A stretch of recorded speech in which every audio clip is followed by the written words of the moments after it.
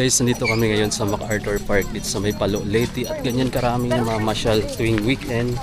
Sunday ngayon at ang dami na mamasyal magkabila. Pati dito sa kabilang side may mga namamasyal. Dito rin marami ding na siguro magkamag-anak, magkaibigan.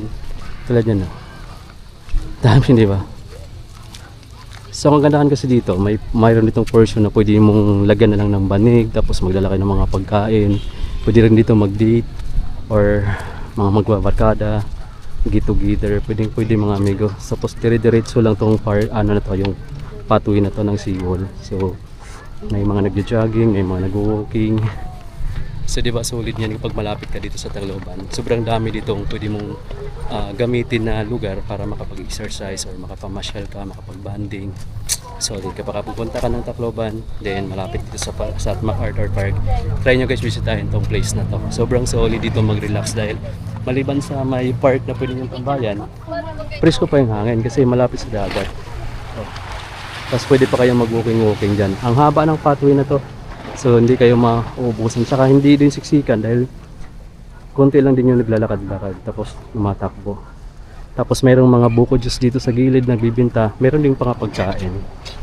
So diba, tulad namin, naglalakad-lakad kami dito para makaboard ng pads. At galing kami dun sa park. Ngayon maghahanap kami ng buko naman.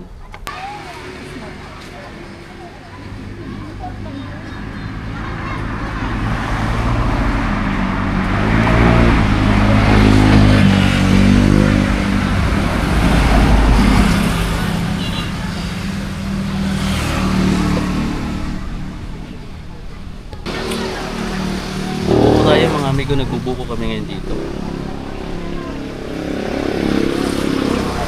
Fresh buko from Palo Leyte.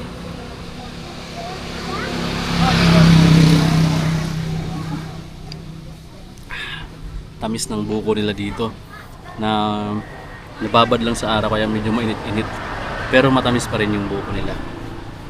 Tapos yung laman niya malambot pa, pwede pang kainin. Tara, buko tayo. 12,540. May dani ni remote ano? Waray lagi. Waray ni remote ini. Oo. Kadami ka.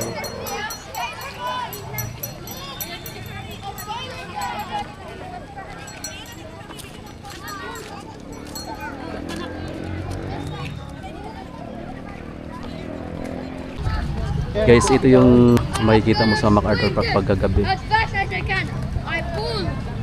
At mas maraming tao kapag paggabi na, mga 6 to 7, mas maraming dumarating na mga tao. Namamasyal. Tapos dito, kita mo dito sa may gilid sa park, oh, may mga nagpipiknik, kumakain. Diba? Kahit gabi na. Tapos kung wala kang dalang pagkain, tapos may pira ka, mayroon ding food park doon. Ayun, yung may mga ilaw na sa ilalim ng mga puno. May food park dyan. Itong mga food park na dito, mga snack yan, mga quick, mga milk tea, mga burger, mga chicken wings. Tapos kung gusto mo naman ng mga barbecue na chicken barbecue, pork barbecue, mayroon din dito malapit lang din na food park. So dalawa kasing food park dito. Yung isa, snackan lang. Yung isa naman, pwede kang kumain kasi may binta silang mga rice saka mga barbecue. Daming tao. Ay, so magsi 7 PM. Mayroon pa dun sa baba sa may dagat na talaga may mga tumatambay pa dyan, may mga nag-date dyan banda. So ganun dito sa MacArthur Park. Hindi siya naluluma yung park na to. Laging may mga taong dumarating, mga turista kahit gabi.